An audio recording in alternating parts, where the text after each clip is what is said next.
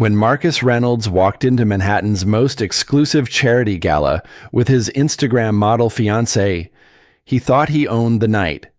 Then his pregnant ex-wife entered on the arm of the city's most mysterious billionaire, and everything changed. What Marcus didn't know was that his discarded wife had discovered his darkest secrets, and she wasn't just seeking revenge, she was seeking justice. This is the story of how a woman who lost everything became the architect of the most spectacular downfall in New York's elite circles. If you love stories about resilience, justice, and the ultimate comeback, smash that like button and subscribe, because this 60-minute journey will leave you speechless. Let's dive in. The Hope for Tomorrow Charity Gala was Manhattan's most exclusive event, where billionaires wrote seven-figure checks while sipping champagne that cost more than most people's cars. Tonight, however, the usual backdrop of wealth and power would witness something far more dramatic than any donation announcement. Marcus Reynolds stood near the center of the gilded ballroom, his arm wrapped possessively around Victoria Sterling. At 35, Marcus had built his crypto empire from nothing, and tonight he planned to cement his status among New York's elite. Victoria, stunning in gold sequins, was his trophy. 24 years old, 5 million Instagram followers, and exactly the kind of woman who looked perfect in photographs. The cameras loved them. Marcus had made sure of that, tipping off every society photographer in the city.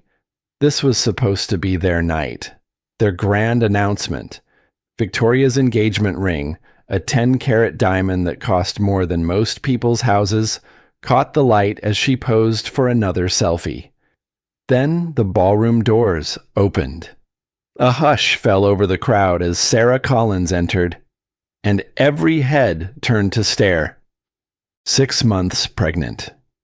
She moved with quiet confidence, her hand resting protectively on her growing belly. But what sent shockwaves through the room wasn't Sarah's presence.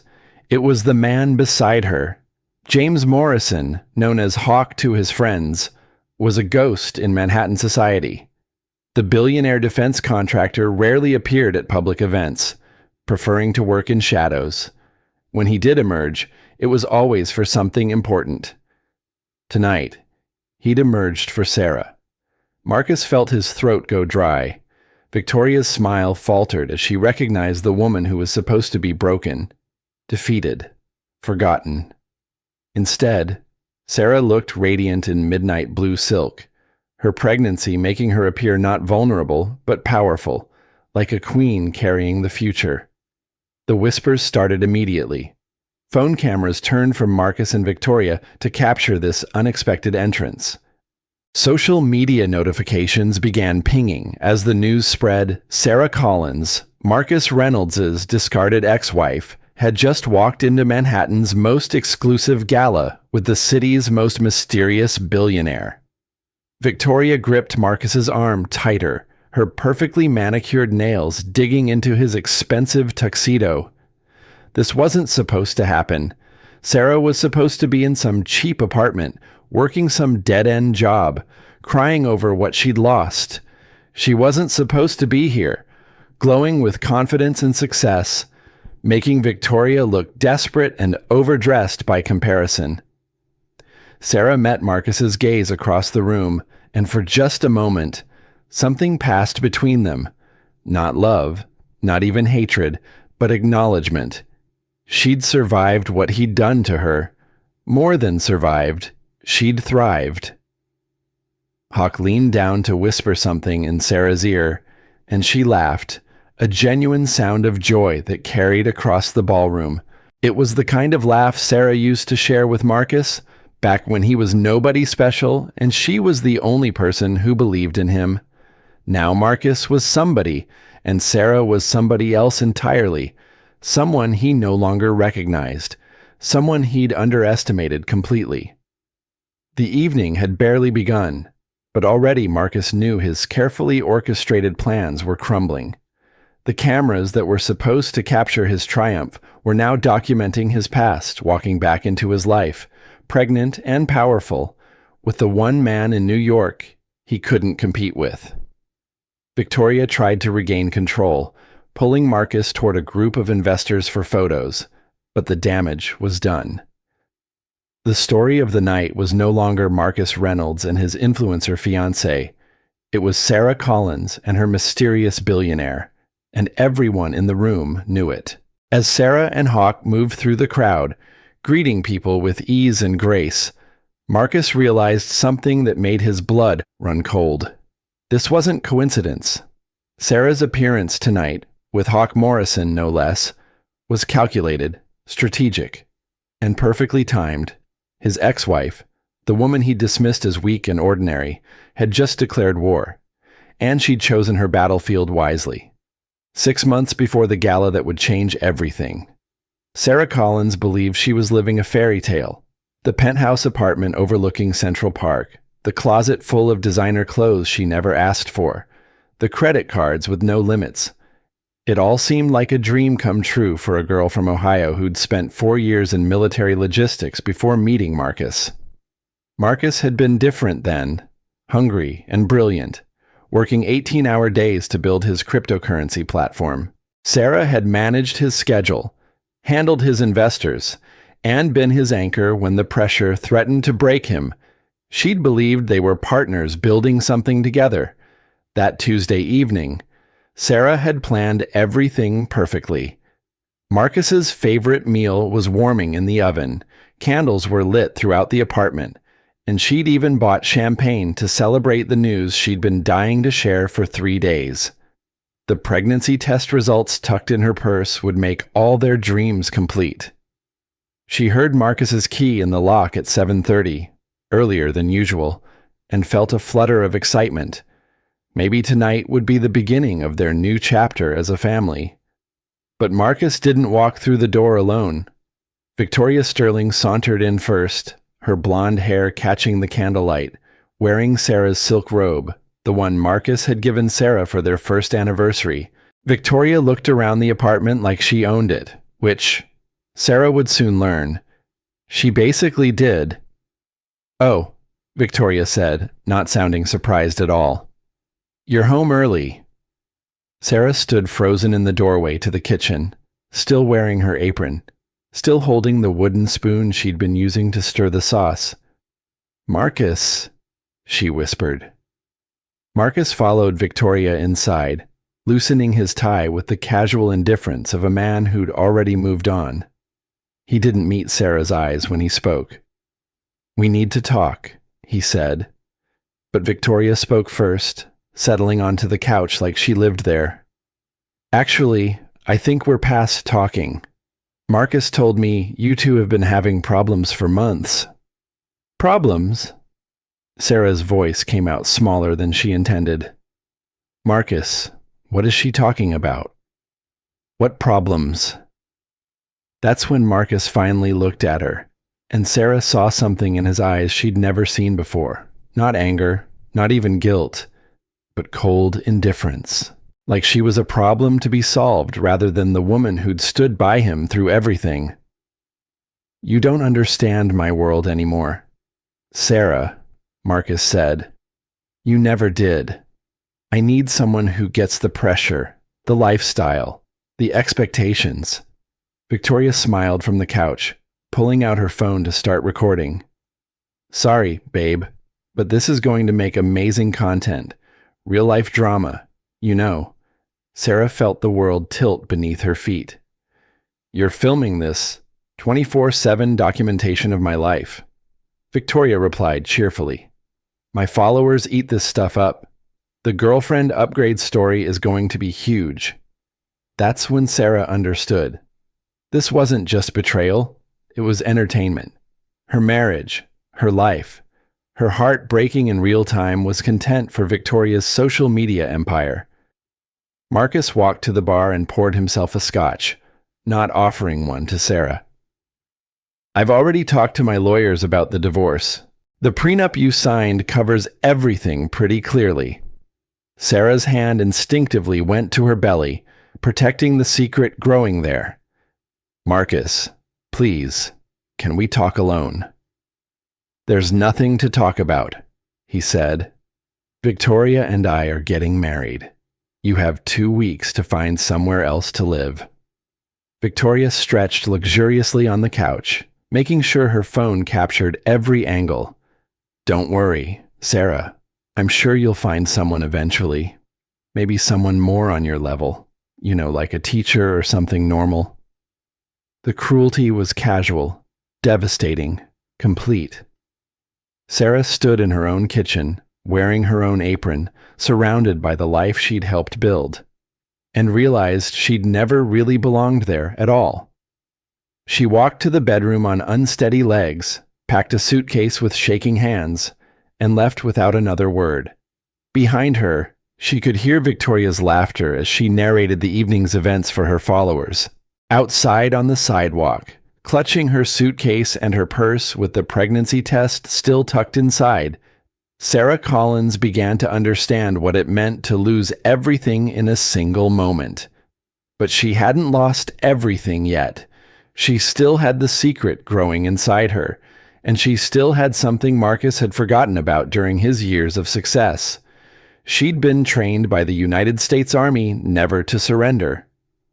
The war was just beginning. 2 weeks after being thrown out of her own life, Sarah Collins sat in a diner at 3 a.m, counting the cash in her wallet for the 4th time, $47.32. Enough for coffee and maybe a muffin, if she was careful. The prenup Marcus's lawyers had reminded her about was ironclad. 5 years of marriage, and she was entitled to exactly nothing except what she'd brought into the relationship, which was essentially her clothes and her car. A 10-year-old Honda Civic that now doubled as her bedroom. The pregnancy symptoms were getting worse. Morning sickness that lasted all day, exhaustion so complete she could barely think straight, and the constant fear that stress would hurt the baby. She'd found a job at a veterans nonprofit organization, but the pay barely covered food, let alone rent in New York City. The media attention had been swift and brutal. Marcus and Victoria's engagement announcement came with carefully planted stories about the bitter ex-wife who couldn't handle success. Victoria's followers had found Sarah's social media accounts and flooded them with cruel comments until Sarah finally deleted everything. Sarah stared at her reflection in the diner's window and barely recognized herself. Dark circles under her eyes, clothes that hung loose everywhere except her growing belly, hair that hadn't seen a decent salon in months. She looked exactly like what the tabloids called her, a woman who'd lost everything. Her phone buzzed with another unknown number. Reporters had been calling for weeks, wanting statements about Marcus and Victoria's whirlwind romance. Sarah let it go to voicemail like all the others. But when she played the message back, the voice wasn't a reporter. "Mrs. Collins, this is Rebecca Martinez from the Morrison Foundation. Mr. James Morrison would like to discuss a potential partnership with your organization. If you're available tomorrow at 10, we'd like to invite you to his office." Sarah stared at the phone. The Morrison Foundation was one of the largest philanthropic organizations in the country. James Morrison, Hawk Morrison, was a legend in defense contracting and veteran advocacy. His donations had funded hospitals, schools, and veteran support programs across the nation. Why would someone like that want to meet with someone like her? The next morning, Sarah used her last $20 to take a cab to the Morrison Foundation offices in Midtown. The building was sleek glass and steel, the kind of place where serious money got distributed to serious causes. Rebecca Martinez, Morrison's assistant, led Sarah through hallways lined with photographs of schools in rural communities, medical facilities in war zones, and veterans receiving prosthetic limbs.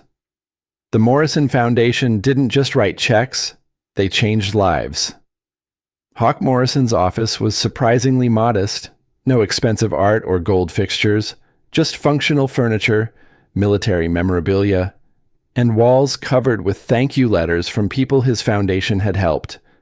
The man himself was nothing like Sarah had expected, tall and lean with graying temples. Hawk moved with the controlled precision of someone who'd seen combat. His handshake was firm but brief, his smile genuine but reserved. There was something about his presence that made Sarah feel safer than she had in months. "Miss Collins," he said, gesturing to a chair across from his desk. "Thank you for coming. I've been following your work with Veterans United. Impressive results with limited resources."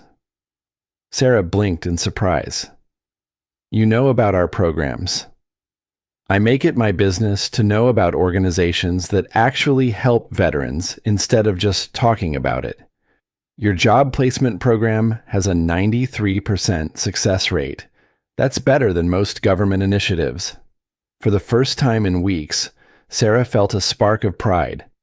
"We focus on skills translation, helping veterans understand that their military experience is valuable in civilian careers." Hawk nodded approvingly.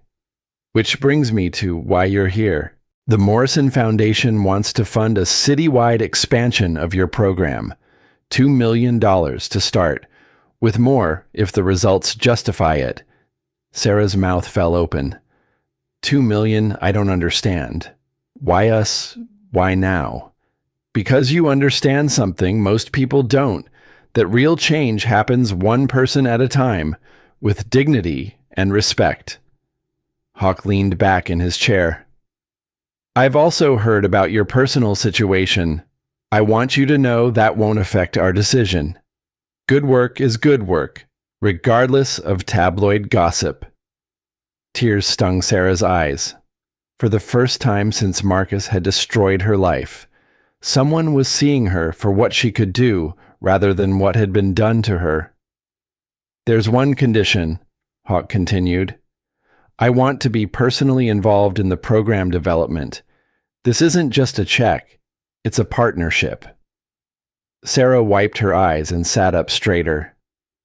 "Mr. Morrison, I don't know how to thank you." "Call me Hawk, and you can thank me by changing some lives." As Sarah left the Morrison Foundation offices with a signed partnership agreement and a $2 million commitment, she felt something she hadn't experienced in months. Hope. She didn't know yet that this meeting would change everything, or that Hawk Morrison had his own reasons for reaching out to her. All she knew was that someone believed in her again, and that was enough to start fighting back. 3 months into their partnership, Sarah barely recognized her own life. The Veterans United program had exploded from a cramped office in Queens to a sleek facility in Manhattan, with satellite locations planned for Brooklyn and the Bronx. More importantly, they were changing lives at a pace that surprised even Sarah.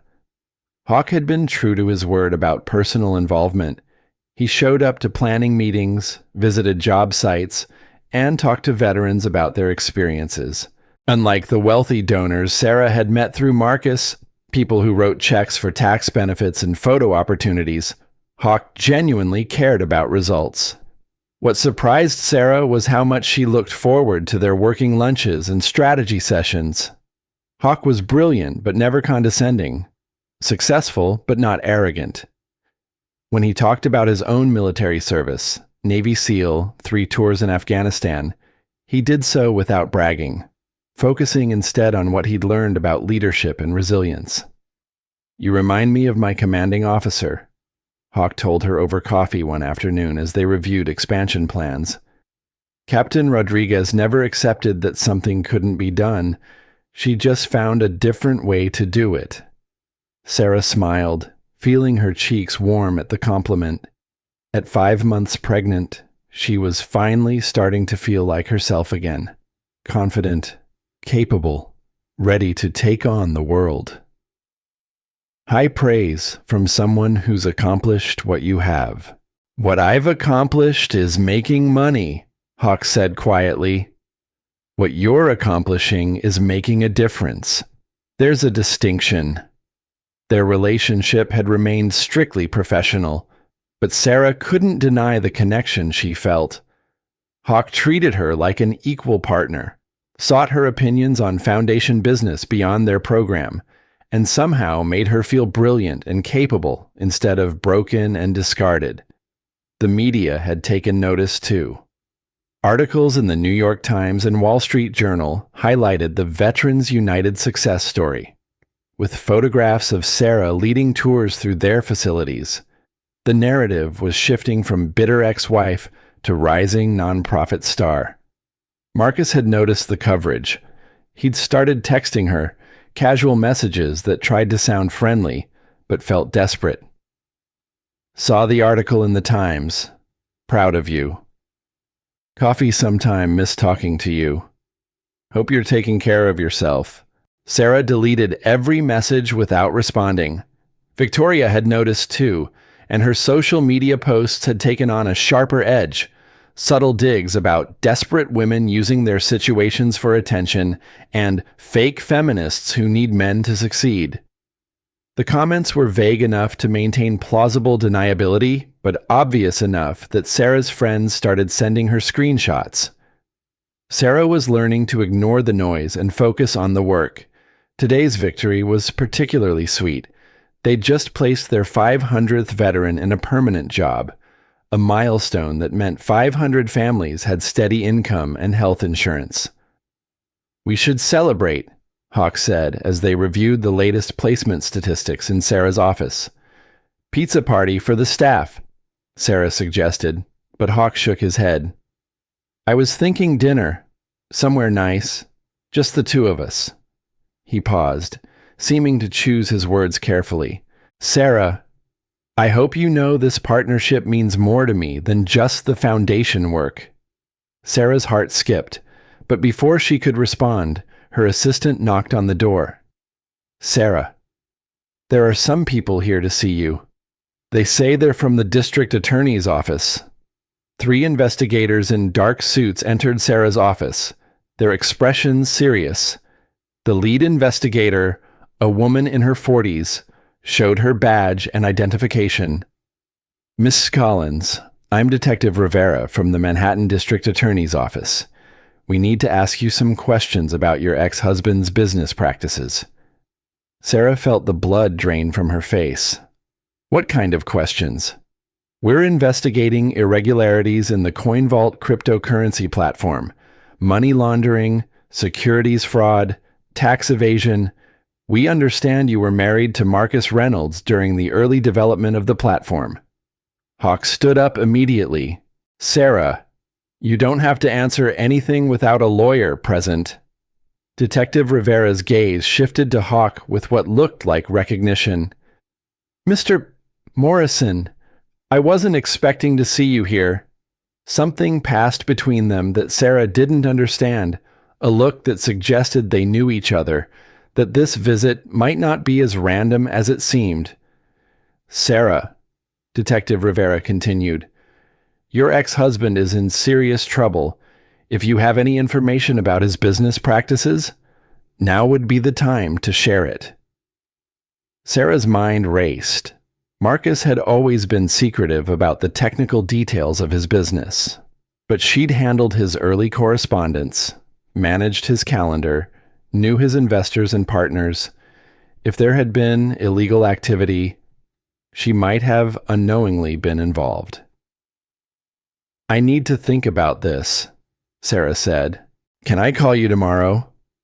After the investigators left, Sarah turned to Hawk, who was staring out the window with an expression she'd never seen before, calculating, almost predatory. "Hawk, did you know they were coming?" He was quiet for a long moment before answering. "Sarah, there are some things about me you don't know, about why I really wanted to partner with your organization." The hope and happiness Sarah had been feeling began to crack. "What kind of things?" "The kind that might make you hate me," Hawk said quietly, "but the kind that might also give you justice." Sarah sank into her chair, one hand on her growing belly, and realized that nothing in her life was as simple as it seemed. The partnership that had saved her, the man who might love her, the new life she was building. All of it was connected to Marcus in ways she was only beginning to understand. The war she thought she'd escaped was about to begin in earnest. Sarah stared at Hawk across her office, feeling the careful foundation of her new life beginning to crack. "What aren't you telling me?" Hawk moved to the window, his military bearing even more pronounced under stress. When he turned back to face her, his expression was a mixture of guilt and determination. "I've been investigating Marcus for 2 years," he said quietly. "The Morrison Foundation partnership was real, but it wasn't the only reason I reached out to you." The words hit Sarah like a physical blow. "You've been investigating Marcus for what?" "Money laundering through CoinVault. Marcus has been using his cryptocurrency platform to clean money for some very dangerous people, Russian oligarchs, cartel leaders, arms dealers. The FBI estimates he's laundered over $200 million in the past 3 years. Sarah sank deeper into her chair. "And you think I knew about this?" "No." Hawk's response was immediate and firm. "Everything I learned about you told me you were completely innocent. That's part of why I wanted to help you. You were a victim of Marcus's crimes, just like everyone else he's hurt." "But you used me," Sarah said, her voice barely above a whisper. "You used our partnership, our friendship, to get closer to your investigation." Hawk moved closer, his eyes intense. "It started that way. I won't lie to you about that. But Sarah, what's grown between us? That's real. That's completely separate from anything involving Marcus." Sarah felt tears threatening again. Just when she'd started to believe her life was getting better. Just when she'd begun to hope that someone could care about her for herself. It turned out even that was connected to Marcus and his lies. "How long have you been working with the FBI?" "I'm not FBI. I'm a private contractor who specializes in financial crimes involving defense and international security. When Marcus's platform started showing up in terrorism financing reports, they asked me to investigate." Sarah laughed bitterly. "So I've gone from being the wife of a criminal to being the asset of a spy. Great upgrade." "You're not my asset," Hawk said fiercely. "You're the strongest, most capable woman I've ever met. Everything you've built, everything you've accomplished, that's all you—" "Sarah, I just provided funding. Funding from an investigation budget. Funding from my personal foundation, which exists completely separately from my consulting work." Hawk pulled out his phone and showed her bank records. "Every penny came from Morrison Foundation accounts that have nothing to do with law enforcement." Sarah studied the documents, her analytical mind working through the implications. "The investigators who came here today, they know about your involvement. Detective Rivera is the lead prosecutor on the case. She knows I've been investigating Marcus, and she knows about our foundation partnership. What she doesn't know is that my feelings for you are completely genuine."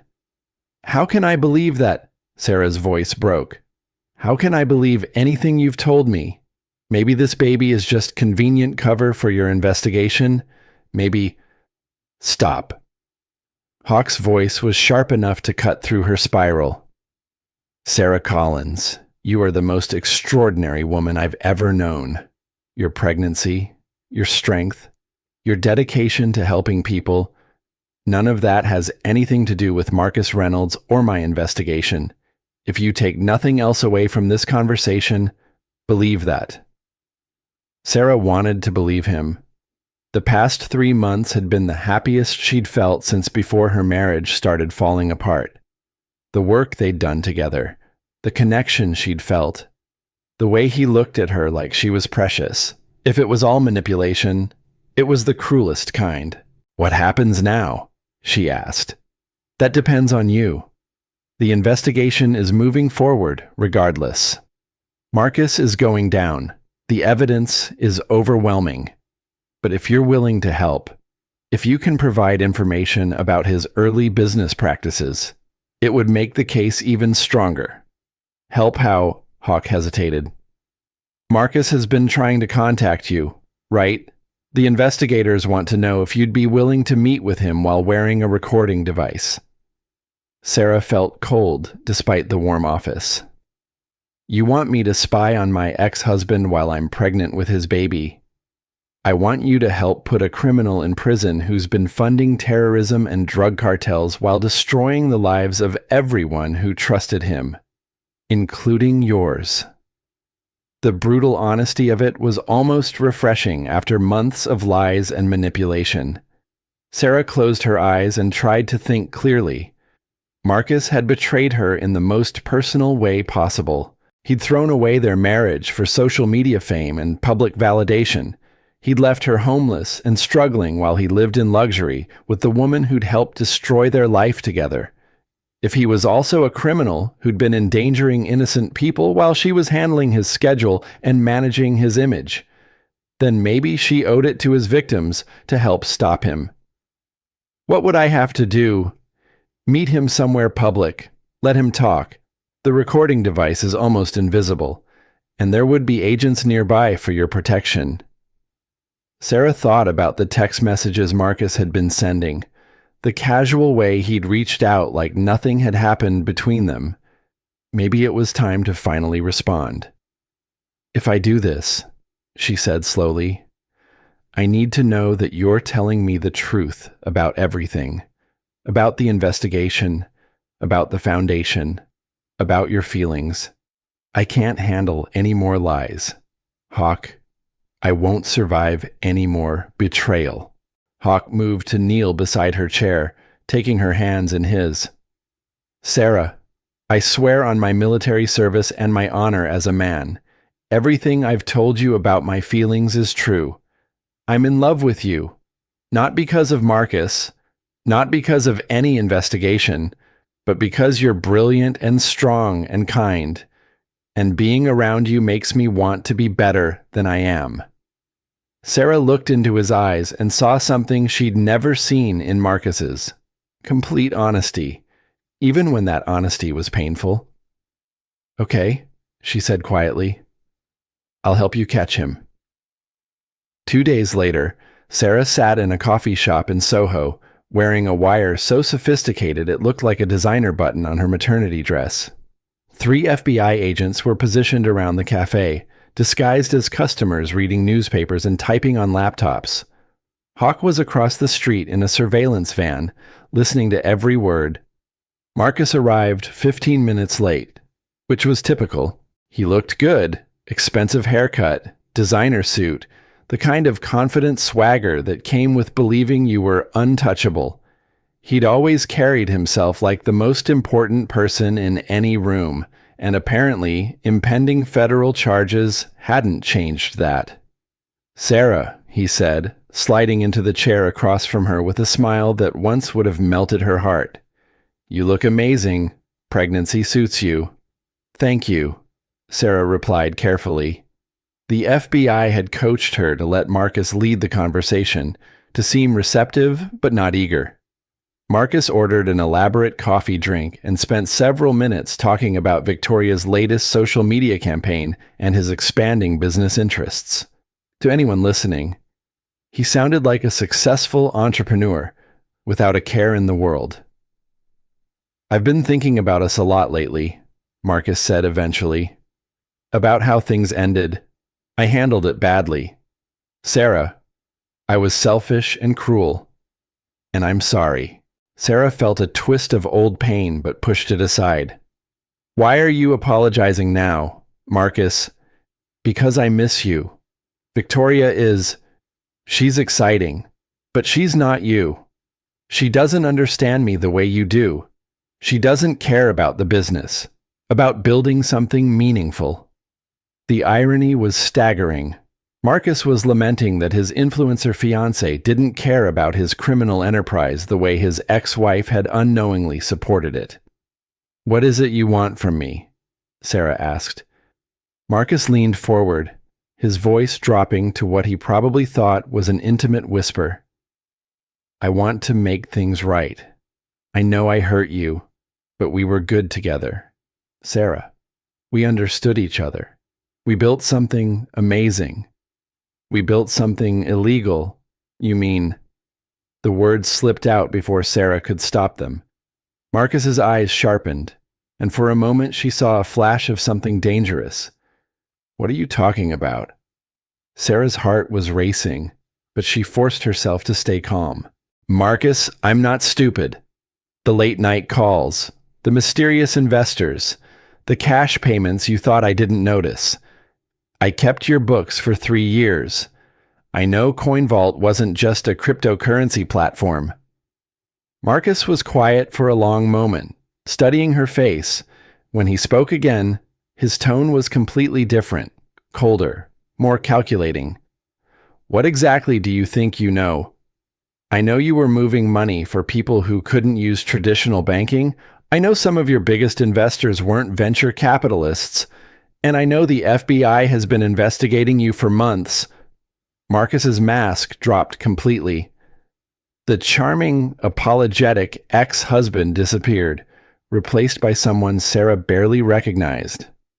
What have you told them? Nothing yet, Sarah said. But Marcus, they have enough evidence to destroy you. Money transfers, communication records, financial documents. They don't need me to make their case. Then why are you here? This was the moment the FBI had prepared her for. The moment when she would give Marcus a choice, cooperate with the investigation or go down with his criminal partners. Because I thought you might want a chance to save yourself, Sarah said. If you cooperate, if you help them understand how the money laundering worked, they might be willing to make a deal. Marcus laughed, a sound with no humor in it. A deal, Sarah. Do you have any idea who my business partners are? Do you understand what happens to people who cooperate with federal investigations? I understand what happens to people who fund terrorists and drug cartels, Sarah replied. I understand what happens to women who unknowingly help their husbands commit crimes. Marcus, I could go to prison too because of what you did. That seemed to get through to him. Marcus's expression softened slightly. Sarah, you were never in danger. Everything was compartmentalized. Your name isn't on any of the problematic accounts. How generous of you to keep your pregnant wife out of your criminal conspiracy. I was protecting you, Marcus said, just like I'm trying to protect you now. Sarah, if you're working with the FBI, you need to stop. These aren't people you can testify against and then go into witness protection. These are people who will find you and hurt you and your baby if they think you're a threat. The threat was clear, even if Marcus was framing it as concern. Sarah felt her baby move, as if responding to her elevated heart rate. So what do you suggest I do? Come back to me, Marcus said. Break up with Morrison, move back into the penthouse, marry me again if that's what it takes. I can protect you if you're family, but I can't help you if you're working against me. Sarah stared at him in amazement. Even now, facing federal charges and criminal partners who might kill him, Marcus thought the solution was for her to give up her new life and submit to his control again. What about Victoria? Marcus shrugged. Victoria is a business arrangement. You're the mother of my child. The casual dismissal of his fiancée, the assumption that Sarah would abandon her independence and self-respect, the complete lack of remorse for any of his crimes. It crystallized everything Sarah had learned about the man she'd once loved. No, she said simply. No what? No, I won't come back to you. No, I won't stop cooperating with the investigation. And no, I won't let you use this baby to manipulate me. Sarah stood up, her hand on her belly. Goodbye, Marcus. I hope you make better choices in prison than you did in our marriage. As Sarah walked out of the coffee shop, she heard Marcus calling her name. his voice sharp with panic. She didn't turn around. Behind her, she knew FBI agents were moving in to make their arrest. Across the street, Hawk was waiting by his car. When Sarah reached him, he pulled her into his arms without speaking. They stood there for a long moment, holding each other while police sirens approached the cafe. "It's over," Sarah whispered. "No," Hawk said quietly. "It's just beginning. But Sarah, you were incredible in there. You were brave and smart and strong, and I'm so proud of you." For the first time since this nightmare began, Sarah believed him completely. Whatever happened next, she would face it as herself, not as Marcus's wife or victim, but as Sarah Collins, the woman who'd chosen justice over fear. The arrest of Marcus Reynolds made headlines across the country. Crypto King, charged with terrorism financing, dominated the front page of every major newspaper, while cable news ran endless segments about the multi-million-dollar money laundering operation that had hidden in plain sight. Sarah watched the coverage from Hawk's apartment, where she'd been staying since federal marshals determined that her own place wasn't secure enough. The baby was due in 6 weeks, and the stress of testifying before grand juries and meeting with prosecutors wasn't doing either of them any favors. Victoria Sterling's response to Marcus's arrest had been swift and calculated.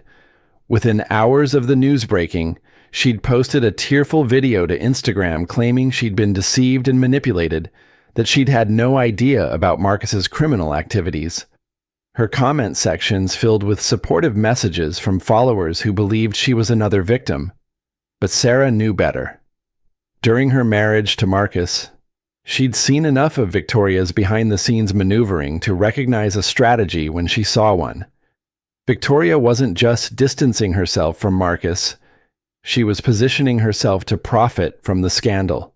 The reality was confirmed when Detective Rivera called Sarah with an update on the investigation. "We've been monitoring Victoria Sterling's communications since the arrest," Rivera said over a secure phone line. "She's been in contact with several media outlets offering to sell her story. She's also been reaching out to Marcus's business associates, trying to negotiate some kind of ongoing relationship." Sarah felt a chill. "What kind of ongoing relationship?" "The kind where she helps them move their money to new platforms in exchange for a percentage of the profits. Ms. Sterling wasn't as innocent as she's claiming to be." This revelation shouldn't have surprised Sarah, but it did. Even after everything she'd learned about people's capacity for betrayal and self-interest, she'd still assumed that Victoria was simply a social climber who'd gotten in over her head. "Are you going to arrest her?" "We're building the case, but Sarah, this is why we're concerned about your security. Victoria knows you're cooperating with our investigation, and she's desperate to avoid prison. Desperate people make dangerous choices."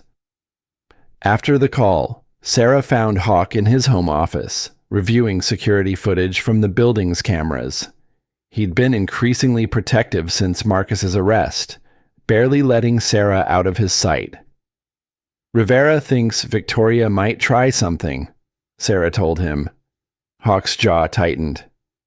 "I know. I've been tracking her social media activity and her location data. She's been driving past this building at least twice a day for the past week. Maybe we should consider the safe house option Rivera mentioned." "Maybe we should consider you moving in here permanently," Hawk said quietly. Sarah looked at him in surprise. They'd been growing closer over the past months, but between the investigation and her pregnancy, they'd carefully avoided defining their relationship. "Hawk, you don't have to.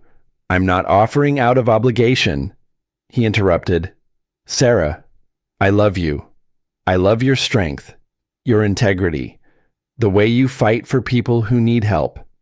I want to build a life with you, raise your baby with you, create the kind of partnership we've already started with the foundation." Sarah felt tears spring to her eyes. After months of uncertainty and fear, The idea of genuine love and security felt almost too good to believe. What about the investigation? What about Marcus's criminal partners? What about Victoria? What about them? Hawk stood up and moved to where Sarah was sitting. Sarah, I've faced down terrorists in Afghanistan and arms dealers in Eastern Europe. I'm not afraid of a crypto criminal and his influencer girlfriend, but I am afraid of losing you. Sarah reached up to touch his face. You're not going to lose me.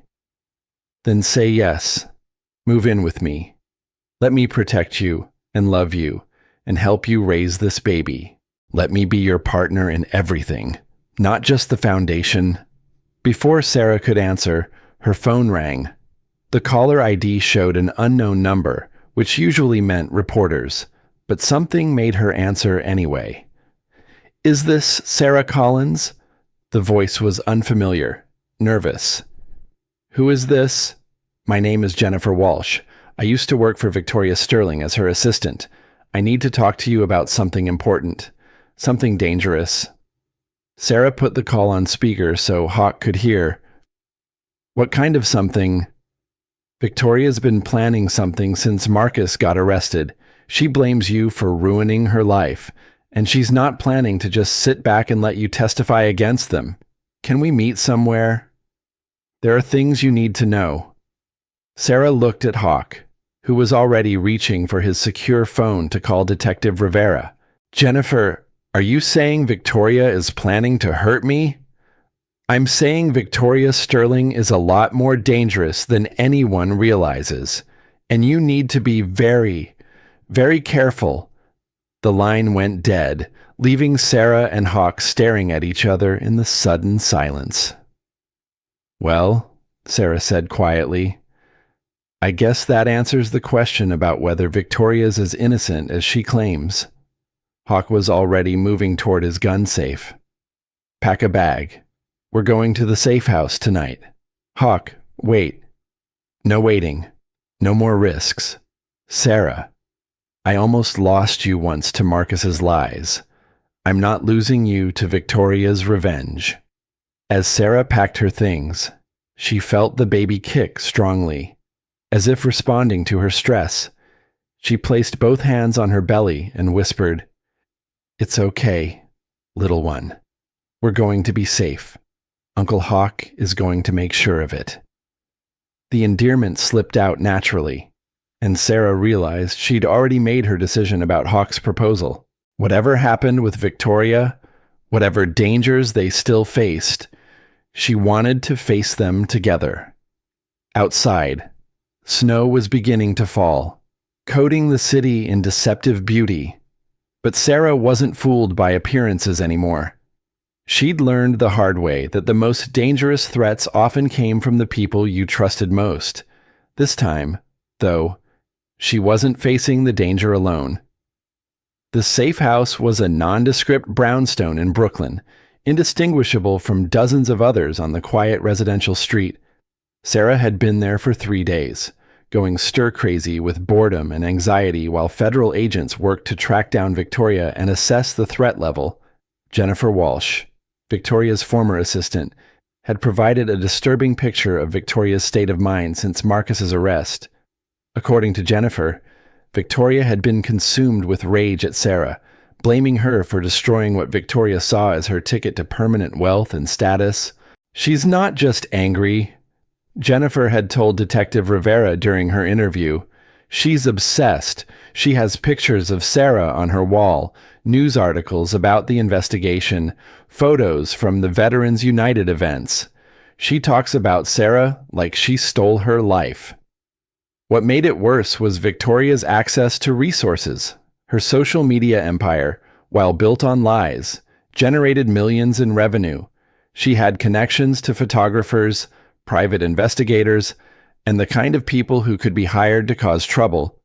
Most dangerously, she had followers who believed her victim narrative and might be willing to help her get justice. Hawk barely left Sarah's side, working remotely from the safe house while coordinating with his security team. He'd hired additional protection, vetted every delivery person and visitor, and installed security systems that would make the Pentagon jealous. On Thursday afternoon, Detective Rivera arrived with news that made everyone's blood run cold. "We found Victoria's apartment," Rivera said, setting a laptop on the dining room table. "What we discovered suggests she's been planning something for weeks." The photos on Rivera's screen showed a disturbing shrine to obsession. Victoria had covered an entire wall with images of Sarah, photos from charity events, screenshots from news interviews, even pictures that appeared to be taken with telephoto lenses from outside the Morrison Foundation offices. But worse than the photos were the documents. Victoria had compiled detailed information about Sarah's daily routines, her medical appointments, her favorite restaurants. She'd mapped out security protocols at the Veterans United facilities and identified potential vulnerabilities in Sarah's protection. "This is the planning of someone who's moved beyond anger into full stalking behavior," Rivera explained. "But we still haven't located her. She cleared out of the apartment 2 days ago, and she's been staying off social media." "What about her followers?" Sarah asked. "Can't you track her through her online activity?" "That's actually our biggest concern." Rivera replied, "Yesterday, Victoria posted a live video to her Instagram claiming that you've been threatening her, trying to frame her for crimes she didn't commit. She's portraying herself as a victim of government overreach and you as a vindictive ex-wife trying to destroy innocent people." Rivera showed them clips from Victoria's video. Even in her desperation, Victoria was a masterful performer. Tears streaming down her face, voice breaking with emotion. She painted herself as a young woman who'd fallen in love with the wrong man and was now being persecuted for it. "The FBI is using Sarah Collins as a weapon against anyone who threatens their narrative," Victoria had said to her camera. "They're turning victims against each other while the real criminals go free. I won't let them destroy my life to protect their lies." "Her followers are eating it up," Rivera continued. "The video has been shared 50,000 times, and the comments are getting increasingly violent. People are offering to help her, to protect her from government persecution." Sarah felt sick. "So she's turned this into some kind of conspiracy theory. Worse, she's turned it into a call for vigilante justice. We've identified at least a dozen followers who live in the New York area and have made specific threats against you. We're working to track them down." But Hawk's phone buzzed with an alert from his security system. He checked the screen and his expression went dark. "There's someone outside.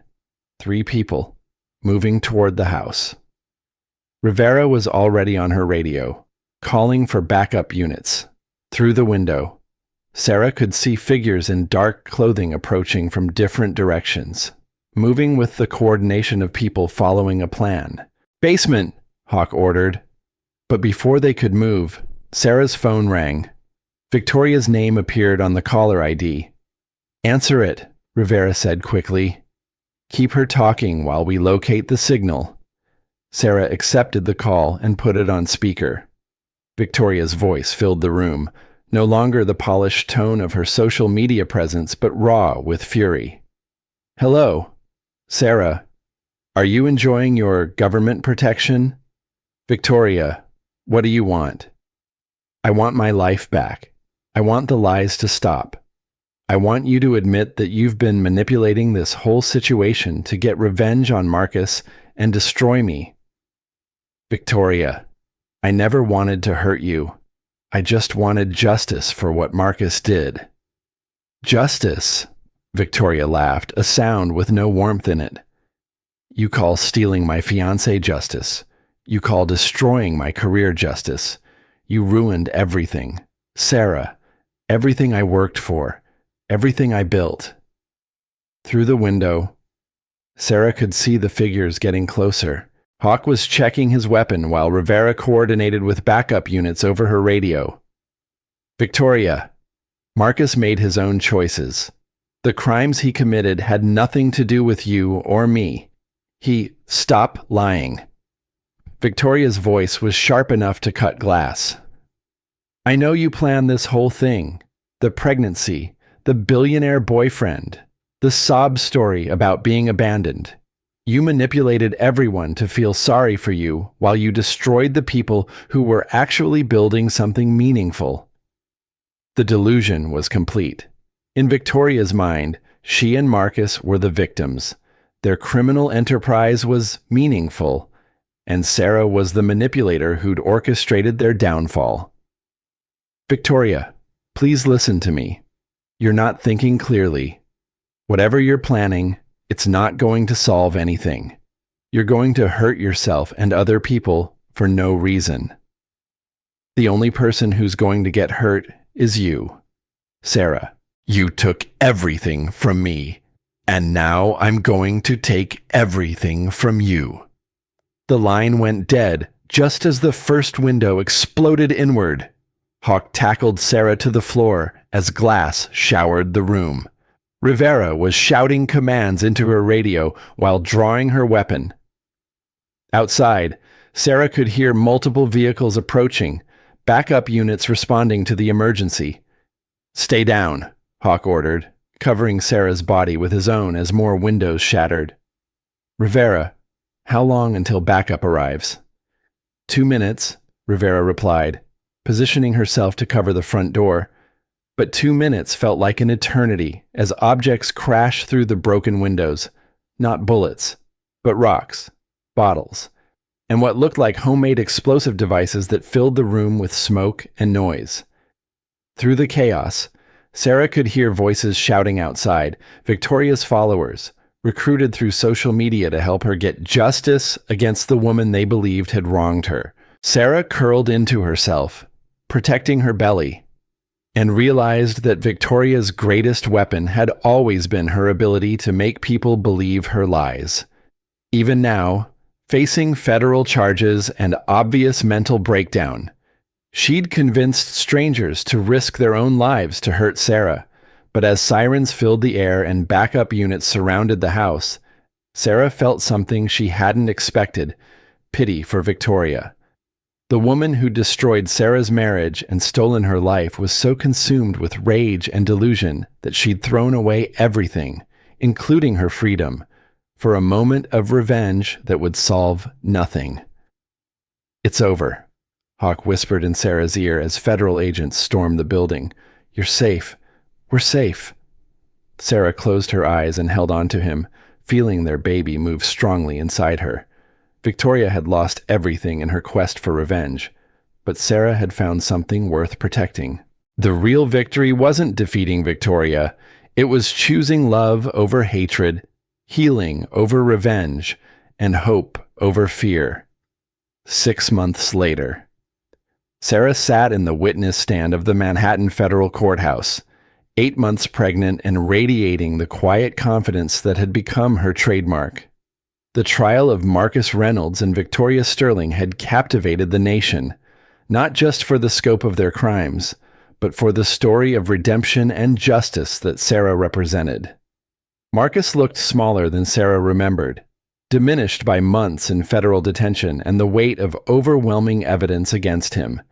His cryptocurrency empire had collapsed completely, taking with it the fortunes of investors who'd trusted him and the criminal networks that had relied on his money laundering services. Victoria sat at the defense table, looking nothing like the glamorous influencer who'd once commanded millions of followers. Her social media accounts had been seized as evidence, her brand partnerships canceled, her carefully constructed image destroyed by her own desperate actions. The attack on the safe house had been captured on security cameras, providing undeniable proof of her involvement in conspiracy and attempted assault. "Ms. Collins," the prosecutor asked, "can you tell the jury about your role in Coin Vault during your marriage to the defendant?" Sarah's voice was clear and strong as she described her unknowing participation in Marcus's criminal enterprise. She explained how she'd managed his schedule, handled his correspondence, and organized his business meetings without understanding the true nature of his activities. "I believed I was helping my husband build a legitimate business," Sarah testified. "I trusted him completely, which he used to his advantage." He compartmentalized his illegal activities to ensure that I couldn't accidentally expose them, but he also used my reputation and connections to legitimize his public image.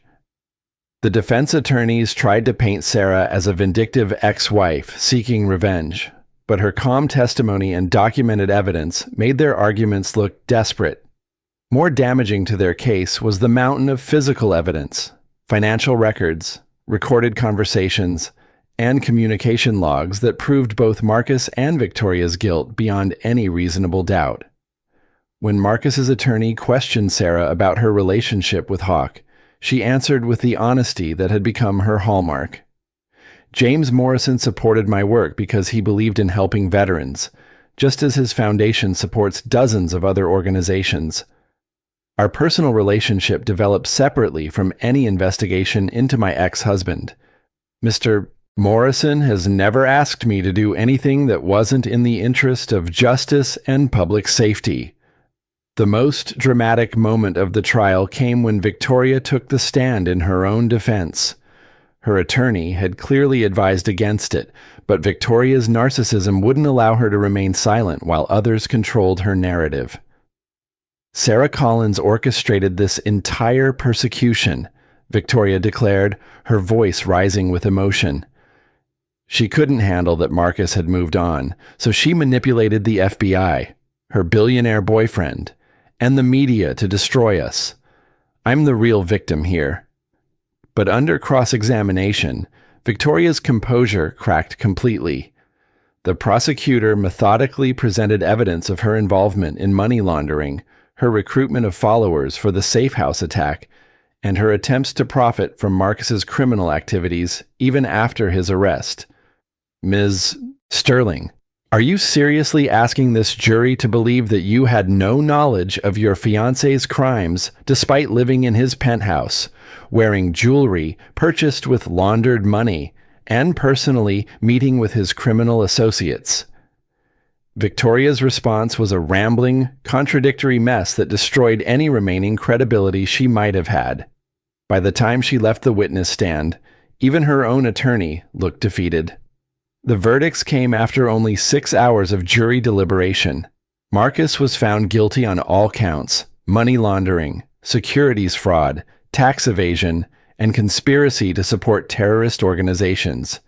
Victoria was convicted of conspiracy, accessory charges, and assault related to the safe house attack. As the judge read the sentences, 25 years for Marcus, 15 for Victoria, Sarah felt something she hadn't expected: relief mixed with sadness. Justice had been served, but at a tremendous cost to everyone involved. After the trial, Sarah and Hawk stood on the courthouse steps, surrounded by reporters and supporters from Veterans United. Sarah's statement to the media was brief but powerful. Today's verdicts represent justice not just for me, but for everyone who was victimized by Marcus Reynolds and Victoria Sterling's criminal activities. The money they laundered funded terrorism and drug trafficking that hurt innocent people around the world. I'm grateful that our legal system held them accountable. A reporter shouted a question about her pregnancy and future plans. Sarah smiled, her hand on her belly. My daughter will be born into a world where her mother fought for what was right, even when it was difficult. That's the legacy I want to leave her, that you never give up on justice, truth, and protecting the people who need it most. That evening, Sarah went into labor. Emma Grace Morrison was born at sunrise on a clear October morning, weighing 7 pounds and 2 ounces. With her mother's determined chin and what would eventually be her father's intense eyes, she entered the world surrounded by love, security, and the promise of a life built on honesty and integrity. Hawk had been in the delivery room, holding Sarah's hand and whispering encouragement during the difficult hours of labor. When Emma finally arrived, he cried with relief and joy, cradling his new daughter like she was made of spun glass. She's perfect, he whispered to Sarah. Absolutely perfect. Sarah looked at her daughter and felt a completeness she'd never experienced before. This tiny person represented everything she'd fought for: hope, healing, and the chance to build something beautiful from the ashes of betrayal and loss.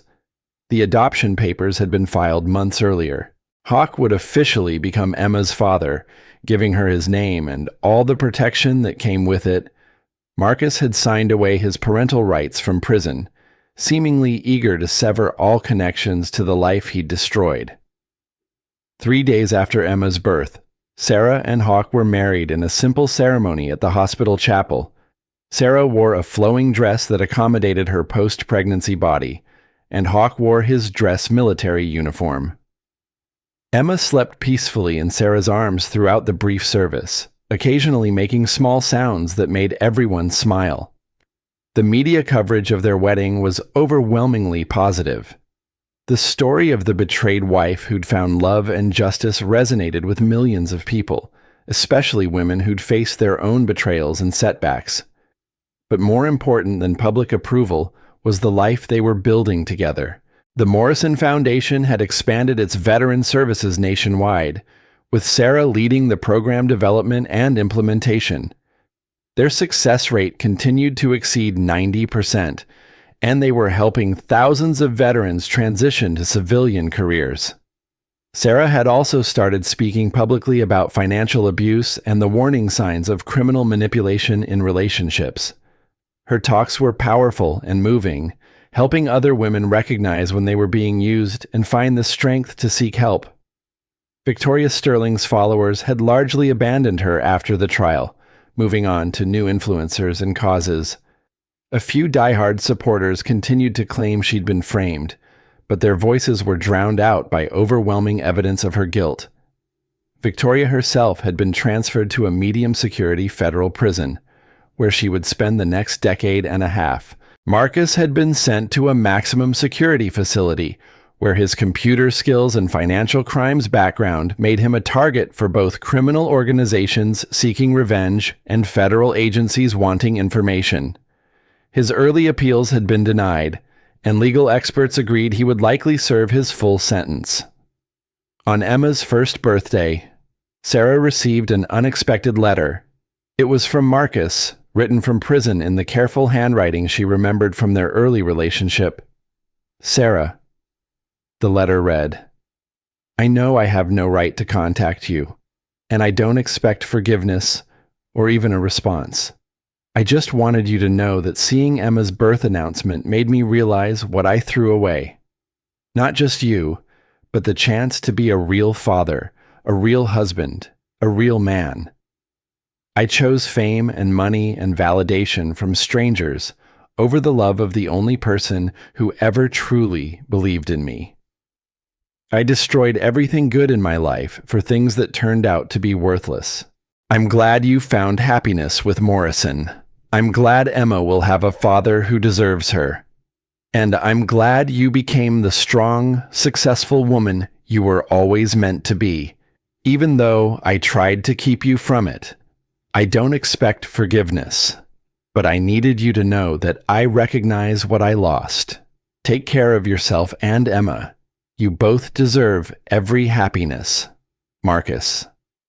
Sarah read the letter twice, then showed it to Hawk. They talked about it that evening while Emma played on the floor between them, babbling happily and reaching for her toys. "Do you think he means it?" Hawk asked. "I think prison has given him time to understand what he threw away," Sarah replied. "But Marcus always was good at saying what he thought people wanted to hear. The real test would be what he does when he gets out. He won't be getting out for a very long time." Sarah nodded, watching Emma grab for a stuffed elephant that was just out of reach. "Good. Emma deserves to grow up without his chaos in her life." Hawk moved to help Emma reach her toy, and she rewarded him with a delighted giggle. "She's going to know she's loved," he said. "She's going to know she's safe, and she's going to know that her mother is the strongest person in the world." Sarah smiled, feeling the deep contentment that had replaced the anger and pain she'd carried for so long.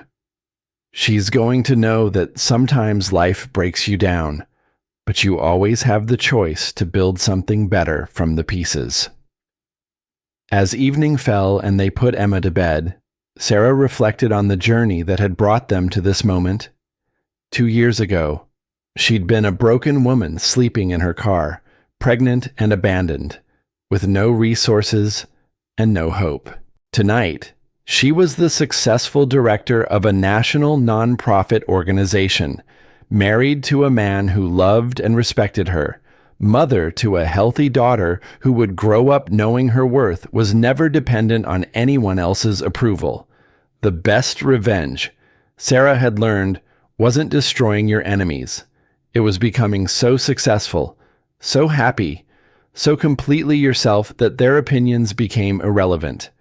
Marcus and Victoria had tried to write her story for her, casting her as the bitter ex-wife, the abandoned woman, the victim who deserved whatever happened to her. Instead, Sarah had taken control of her own narrative, transforming herself from victim to survivor to victor. As she kissed Emma goodnight and turned off the nursery light, Sarah whispered the words she said every evening, "Sweet dreams, little warrior. Tomorrow we'll change the world together." Outside, New York City glittered with possibility, full of people facing their own battles, their own betrayals, their own chances to choose who they wanted to become. Sarah's story was one of thousands playing out in the city's lights, but it carried a message that would resonate long after the headlines faded. You are not defined by what happens to you. You are defined by how you choose to respond. And no matter how broken you feel, you always have the power to write your own ending.